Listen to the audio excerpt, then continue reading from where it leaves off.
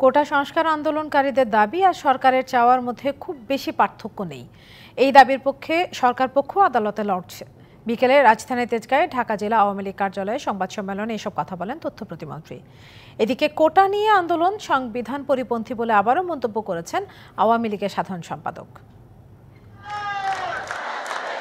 সরকারি চাকরিতে কোটা সংস্কারের দাবিতে ১৩ দিন ধরে আন্দোলন করে আসছে ঢাকা বিশ্ববিদ্যালয় সহ দেশের বিভিন্ন সরকারি ও বেসরকারি বিশ্ববিদ্যালয় এবং কলেজের শিক্ষার্থীরা। এরই মধ্যে কোটা বাতিল করে সরকারের প্রজ্ঞাপন অবৈধ ঘোষণা করে হাইকোর্টের রায় স্থিতাবস্থা দিয়েছে আপিল বিভাগ। তারপরও আন্দোলন চালিয়ে যাচ্ছেন শিক্ষার্থীরা। এ নিয়ে সরকারের নানা মহল বিভিন্ন সময় কথা বললেও শনিবার সংবাদ সম্মেলন করেন তথ্য ও সম্প্রচার প্রতিমন্ত্রী। সরকারের যে অবস্থান এবং তাদের যে দাবি এটি কিন্তু একই জায়গায় মিলে গেছে, এটি সংসদেরও নয়। কাজে আপনারা যেটি চাচ্ছেন তার সাথে সরকারের অবস্থান সঙ্গতিপূর্ণ, কিন্তু আমার ধারণা কিছু মানুষ হয়তো এখানে তাদেরকে বিভ্রান্ত করে সাধারণ ছাত্রছাত্রীদের এই আবেগটাকে ব্যবহার করে তাদেরকে বিভ্রান্ত করার অপচেষ্টা নিচ্ছে। নগদের কাছে সব গ্রাহকই প্রিয়, তাই তো সারা দেশে ক্যাশ আউট চার্জ সবচেয়ে কম। এদিকে ধানমন্ডি ৩-এর আওয়ামী লীগ সভাপতি কার্যালয়ে পেনশন স্কিম নিয়ে আন্দোলনরত বিশ্ববিদ্যালয় শিক্ষকদের সঙ্গে বৈঠক শেষে দলটির সাধারণ সম্পাদক ওবায়দুল কাদের বলেন, আন্দোলনের নামে অন্য কিছু করলে আইন অনুযায়ী ব্যবস্থা নেওয়া হবে।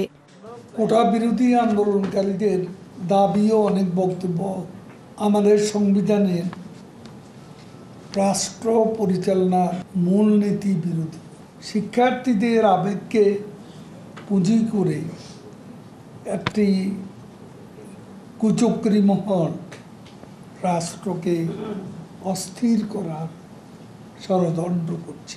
এছাড়া ময়মনসিংহ পুলিশ লাইনে বাংলাদেশ পুলিশ মুক্তিযুদ্ধ জাদুঘর উদ্বোধন ও আলোচনা সভা শেষে সাংবাদিকদের প্রশ্নের জবাবে স্বরাষ্ট্রমন্ত্রী আন্দোলন বন্ধ করে শিক্ষার্থীদের আদালতের মাধ্যমে সমাধানের পথ খোঁজার পরামর্শ দেন।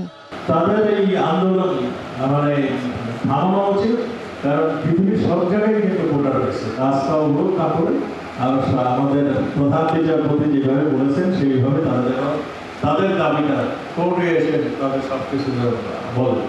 কাউসারা চৌধুরী কুমু, ডিবিসি নিউজ, ঢাকা।